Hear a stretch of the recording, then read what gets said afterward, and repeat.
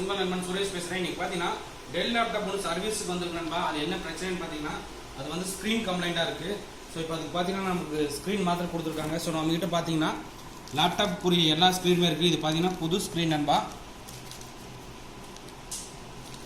So laptop screen மாற்றினாலும் மாற்றிக்கலாம், நம்மகிட்ட ஸ்க்ரீன் இருக்குது.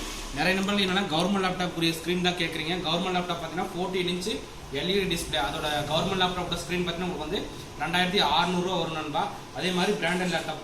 So del laptop. ஸோ இது வந்து பிராண்டட் லேப்டாப்பு. ஸோ இதுக்கு பார்த்தீங்கன்னா ஸ்க்ரீன் பார்த்தீங்கன்னா வந்து 3200 இதுவே வந்து 14 இன்ச் ஆச்சுன்னா நமக்கு வந்து சேம் அதே ப்ரைஸ் தான் 2600 வரும்.